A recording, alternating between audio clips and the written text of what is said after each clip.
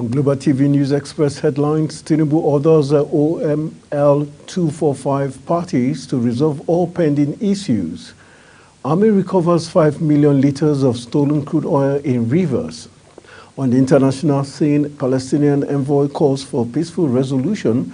On the foreign scene, EU leaders unlock 50 billion euros support package for Ukraine, and High Court throws out Trump's ex-spy dossier.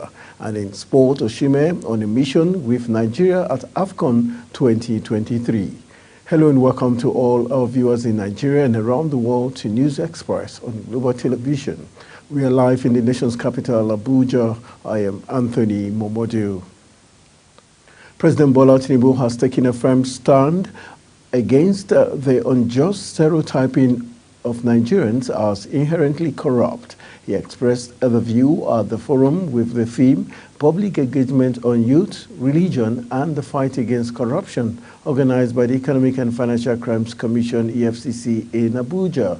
The event also marked the launch of the Interfaith Manual and Fraud Risk Assessment Project for MDAs.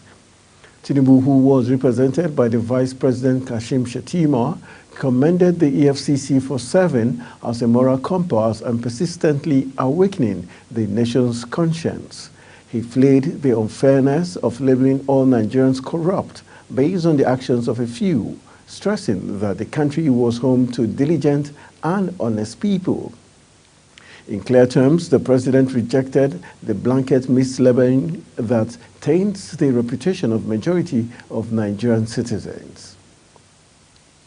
As part of its plans towards restoring the production of the oil mining license OML 245, also known as the Malabu Oil Well, President Bola Tinubu has ordered the Attorney General of the Federation, Lateef Fagbemi, Minister of State for Petroleum Resources, Hanneken Lokubiri, and other agencies of government to clear all court cases around the $1.3 billion deep water OML 245 oil block located in southern Niger Delta. Recall that the federal government had earlier expressed its readiness to restore production of the OML 245 in order to boost Nigeria's crude oil outputs. The decision followed Italy's ENI suspending arbitration regarding the oil field dispute with Nigeria and the subsequent conversion of the license from prospecting to mining in late November 2023.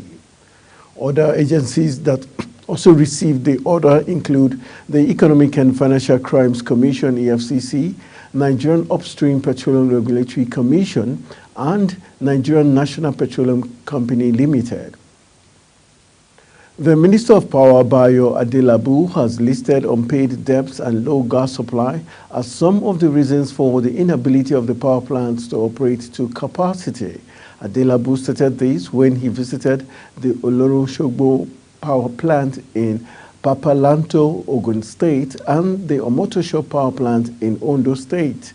The two government power plants being managed by the Niger Delta Power Holding Company was inspected by the minister, who said the tour was part of his nationwide visit to power installations of the federal government to inspect and monitor the physical state and the operational state of these power plants. The Minister of Environment, Malam Balarabe Lawal, says the federal government will procure more arms for effective operations of the National Park Service. The minister disclosed this on Thursday when he paid an official visit to the headquarters of MPS and the National Biosafety Management Agency in Abuja. The minister said that there is an ongoing collaboration with relevant agencies to clean the forest of bandits, illegal miners, and the coastal areas where oil theft take place. The minister charged the NBMA to be more proactive in its approaches and to engage more in research to curb the inflow of unwanted genetically modified foods. Minister of State for Petroleum Resources, Hanneken Lokubiri, has confirmed that negotiations are ongoing to finally end the disputes surrounding the OML 245 for the block to resume production in the national interest. Dr. Biri disclosed this in Abuja as he revealed that parties in the deal are currently negotiating to end the over 28 years crisis and litigation surrounding the prolific oil block in the next 1 month. Kikelomo Okeri has the rest of the story. In the light of recent discussion and misconceptions surrounding the resolution of issues surrounding OML 245, the Minister of State for Petroleum has offered clarity and dispel any misinformation that might have risen. It says the OML 245 is a significant oil block within the nation's territory, which has been subject to various litigation and discussions across different jurisdictions. It says the core issue resolved around the agreement between the federal government, Shell and ENI, wherein the federal government facilitated the transfer of rights from Malabo to Shell ENI in exchange for consideration. This process was conducted transparently in accordance with established legal frameworks. The minister revealed that throughout the legal proceedings, there has been no evidence indicating any criminal liability on the part of the federal government or any involved parties. All legal battles across multiple courts have concluded with outcome affirming the absence of criminal wrongdoing. And so when they say I mounted pressure, I didn't mount pressure on anybody, but it is important that we resolve the problems. What is the problem among the parties about OML 245? We took ENI and other people, including Malabo and others, to courts in different countries. Like I said earlier, in Canada, in Milan, in the UK, in Switzerland. We lost all because there's no evidence to prove any case of corruption. And this block has been like that for the past 28 years. All of us, I'm sure, graduated before we're 28. So how can you have one block that could actually change the life of Nigerians? A very prolific block. That has been tied down for 28 years. What are the issues? Even if we continue with all the cases, the ones you had, he had no evidence. And so he lost all. And all these things happened within the last administration. And if you guys get hold of, the book written by Malami, he himself said we were wrong. The idea of taking these things to different courts was wrong, but there's no evidence.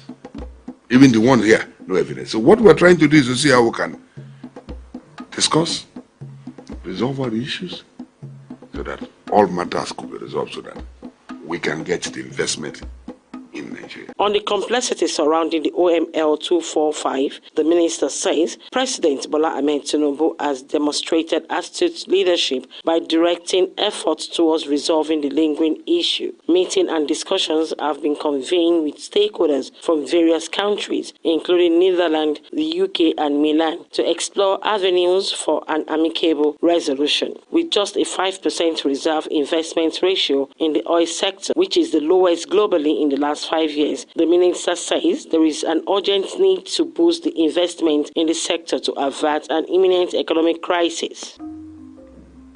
If you go to Brazil, it's 115%. If you go to Mozambique in Africa, it's 92%. If you go to Angola, it's 46%. If you come to Nigeria, 5%.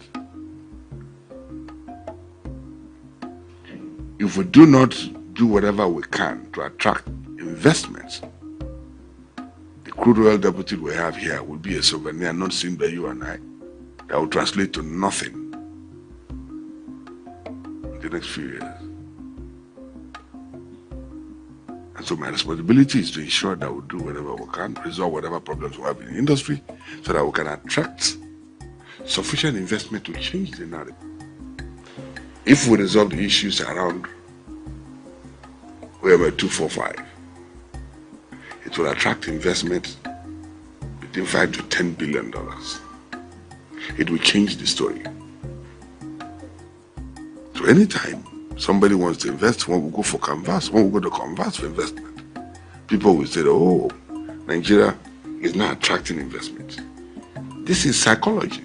It further stressed that President Bola Ahmed Tinubu's interest lies on the transformation of the vast natural resources into prosperity for the nation. It therefore urged citizens to remain patriotic and continue to build faith in the renewed Hope administration, as the President has supported the resolution of all issues around OML 245. Kikelomo Okeri, Global Television News. The Public Accounts Committee of the House of Representatives on Wednesday directed the Federal Fire Service to refund the sum of 1.48 billion naira within a week to the Federation account, being the intervention funds it received for the COVID-19 health epidemic, but which it cannot account for. The Bamidele Salam-led committee issued the directive following the failure of the service to appear at the investigative hearing for the third time. The deputy chairman of the committee, Jeremiah Omar, moved a motion for the refund of the amount. Omar added that since the service could not appear before the lawmaker to clear the controversy surrounding its COVID-19 expenditure, the right thing to do was to refund the sum of 1.48 billion naira it collected in 2022. Coordinating Minister of Health and Social Welfare, Professor Muhammad Ali Pate, has expressed the federal government's commitment to promoting a life-saving initiative intended to improve quality maternal health outcomes. The minister, who disclosed this at a press briefing in Abuja, said based on the 2020 World Health Organization recommendations on antenatal care for a positive pregnancy experience, the federal government has adopted the use of multiple micronutrient supplements during pregnancy to improve maternal health. Represented by the Permanent Secretary of the Ministry, Daju Kachalom, the minister said that the inclusion of MMS for pregnant women in the national guidelines for the prevention and control of micronutrient deficiencies control in Nigeria is geared towards improving pregnancy outcomes compared to iron folic acid supplementation. The number of new cancer cases will rise to more than 35 million in 2050, 77% higher than the figure in 2022, the World Health Organization's Cancer Agency warned Thursday. The WHO International Agency for Research on Cancer cited tobacco, alcohol, obesity, and air pollution as key factors in the estimated rise. Over 35 million new cases are predicted in 2050, a statement said, a 77% increase from the some 20 million cases diagnosed in 2022. The rapidly growing global cancer burden reflects both population, aging, and growth, as well as changes of people's exposure to risk factors, several of which are associated with the socio-economic development. UNICEF has said it is set to dole out the needed technical support and policy framework that would help address poverty and revamp the social protection system in Abia State. The intervention is a collaboration with the European Union and the International Labour Organization. UNICEF expressed their concern over the growing poverty rate in the country and stressed the need for homegrown solutions in addressing the menace. Social policy specialist UNICEF Nigeria Abuja, Shegu Tekun, stated this when a delegation from UNICEF, EU, and ILO met with Governor Alex Oti in Abia, as UNICEF pledged support for the state government by putting in place policies and legislative framework that would help address the poverty and improve social protection.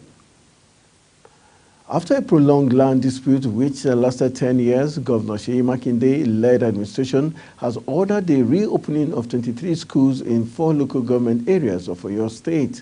The reopening of the schools followed an intervention on Thursday by the Deputy Governor of the state, Barrister Bayo Lawal. The affected local government areas are Itiba, Afijio, Oyo East, and Oyo West local government areas of the state. Barrister Lawal waded into the boundary crisis that culminated into a 10-year closure of the schools in the local government areas. The Deputy Governor equally stated that the Ministry of Education will oversee the schools after reopening. Governor Seyi Makinde of Oyo State have signed into law Executive Order 001, which deals with the handling and storage of harmful substances. Makinde said the order became imperative in the view of the January 16 explosion in the Bodija area of Ibadan due to the storage of explosives. He said such incidents would not reoccur in the state with the new law in existence, saying that the law would take its full course on anyone who violates it.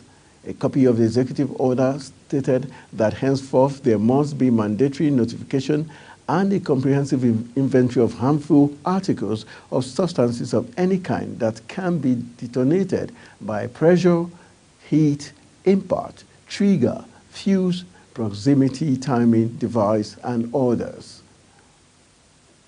The Akwa Ibom Command of the Nigerian Security and Civil Defense Corps, NSCDC, has arrested 6 persons in connection with the alleged illegal dealing in petroleum products and impersonation. Its commandant, Eluyemi Eluwade, also addressed a news conference on Wednesday in Uyo, said that the suspects were arrested along the Calabar-Itu Highway on January 29 by operatives of the Anti-Vandal Squad. He said the command also impounded a truck used by the suspects to convey the illegal products and a vehicle used as escort. The NSCDC commandant said the suspects disguised themselves as a joint task force of a security agency and were found with a truck conveying about 45,000 liters of diesel to an unknown destination without the requisite documents. The Nigerian Army and the International Committee of Red Cross ICRC have resolved to strengthen partnership in the areas of security and humanitarian assistance in troubled areas across the country. The partnership will also involve strengthening respect for international humanitarian laws to expand the frontiers of peace and stability in Nigeria. The commitment was reinforced when the Chief of Army Staff, Lieutenant General Turid Lagbaja, received the ICRC delegation in Nigeria led by Yan Bonzon at the Army headquarters, Abuja. In his response, the Chief of Army Staff appreciated the ICRC for its commitment to the provision of humanitarian aid to improve the living conditions of victims of conflict. The Nigerian Army has seized about 5 million liters of stolen crude worth billions of naira, a senior Army official has revealed. Major General Jamal Abdul Salam, the General Officer commanding Nigerian Army Port Harcourt, led newsmen to the location of the seized petroleum product in Oyibo Rivers. He said troops discovered an intelligence report that uncovered a massive illegal refining site in the dense forest at the Komkom community in Oyimbo. The senior officer stated that the intelligence report revealed the involvement of oil thieves and pipeline vandals who were supported by individuals who are bent on undermining government efforts. He said that the Nigerian Army had already initiated actionable steps to curb illegal bunkering and pledged the division's dedication to ending the menace. Minister of Aviation and Aerospace Development Festus Keyamo has revealed that the EFCC is investigating the former minister Hadi Sirika over the controversial Nigerian Air deal. Keyamo said local airline will be designated as a national airline, stressing that it will establish a proper national carrier. Recall that in August, shortly after he was sworn in as minister, Keyamo, a senior advocate of Nigeria, faulted the deal by Sirika and suspended the whole arrangement to enable a proper audit of contracts. The controversy surrounding the establishment of Nigeria's national carrier, Nigerian Air, had forced veteran aviator Gema Wake to resign as chairman of Ethiopian Airlines. The police command in Lagos State has arrested a suspected cult leader whose gang attempted to forcefully take over a tricycle Keke Marwa park in the Fadeyi area. SP Benjamin Hudayin, the command's public relations officer, confirmed the arrest. Hudayin said that the suspect was arrested on Wednesday by operatives attached to the Onipanu Police Division, adding that the police received information that 6 suspected cult members were harassing commercial tricycle operators at the Keke Marwa Park in Fadeyi area. The command spokesperson said that during the investigation, the suspect confessed to being a member of the Black Axe confraternity. Many people were reported burnt beyond recognition after a tanker suspected to be used by oil bunkers exploded in the forest of Obiti, Ohaji, Igbema local government area of Imo State. The incident happened at Indorama pipeline at the Obiti Roba estate of Ohaji, Igbema local government area of the state. Confirming the incident on Thursday, the Imo State Police Public Relations Officer Harry Okoye said the command had to set up an investigative team to move in and unearth the immediate cause of the incident as well as arrest the persons involved. A former deputy clerk of the National Assembly, Dr. Olaide Adelami, has been sworn in as the Ondo State Deputy Governor. Last Tuesday, Adelami was picked by the state governor Lucky Ayedatiwa as the deputy governor, after which his name was sent to the House of Representatives, House of Assembly for screening and ratification. At a ceremony held at the International Culture and Event Center Akure on Thursday, the new deputy governor was sworn in by the chief judge of the state, Justice Olusegun Odusola. Bishop Stephen Adegbite has assumed office as the substantive executive secretary of the Nigerian Christian Pilgrims Commission following his appointment by President Bola Tinubu. Adegbite's appointment took effect from January 4, 2024, and it is for the term of 5 years in the first instance, according to the provisions of the NCPC, enabling out of 2007. In a letter signed by the Secretary to the Government of the Federation, Senator George Akume, President Tinubu appointed Adegbite as Secretary of the Commission for the initial term of 5 years according to Section 1, Subsection 1C and Section 4, Subsection 1 of the Nigerian Christian Pilgrims Commission Act 2007. With the appointment to take effect from January 4, 2024, Adegbite, until his appointment, was chairman of the Lagos State chapter of the Christian Association of Nigeria. You're watching News Express coming to you live from Nigeria's capital, Abuja. We are on StarTime channel 276. Kindly follow us on our social media platform using @Global TV NG and other handles now showing on your screen. When News Express returns, electricity consumers increased to 11.71 million in third quarter of 2023. The news continues shortly with details of these and more stories right after this break.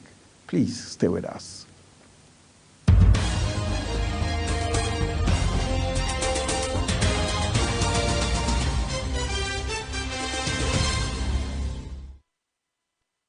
Welcome back. If you're just joining us, this is Global Television bringing you live broadcast of the News Express. Thank you for staying with us. On the foreign scene, barely a week after the International Court of Justice deliberated on South Africa's case against Israel, accusing it of contravening the Convention on Prevention of Genocide, the Embassy of the State of Palestine to Nigeria has sued for peace, insisting that for peace to return to the war-torn Gaza Strip, Palestinians and Israelis have a shared responsibility and benefit.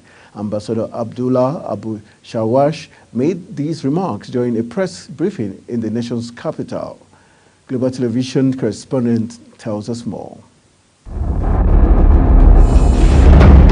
While blaming the Israeli incubation of 1948 as the genesis of the current crisis in the Gaza Strip, Palestinian ambassador to Nigeria, Abdullah Abu Shawesh, said the Palestinian people were not in support of the violence approach of the Hamas organization. This cost us thousands of our innocent people that have been killed in West Bank, where is Hamas not ruling and where is no one called Hamas, or there is no military resistance there. So we are in favor of not the military resistance. We are in the PLO, President Abbas, day and night mentioning that we are in favor of the civilian resistance, peaceful resistance, non-violence resistance. But Ambassador Abdullah commended South Africa for their support and expressed confidence that if the ruling of the International Court of Justice is fully implemented, the war in the Gaza Strip will come to an end and Israel will be served justice for her violations of the International Convention on Genocide. Many thanks to South Africa, with political leaders and people for their strong stance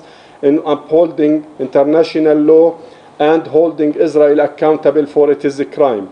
He also frowned at the decision of the international donors to suspend their donations to the detriment of the suffering Palestinians based on Israeli allegations of 12 officials of the United Nations Relief and Works Agency involvement in the October 7 attacks. These same countries, after 4 months of the running carnage by Israel, did not suspend their military assistance or condemn Israeli genocidal act against the innocent Palestinian civilian. This is another practical example of the double standard and hypocrisy.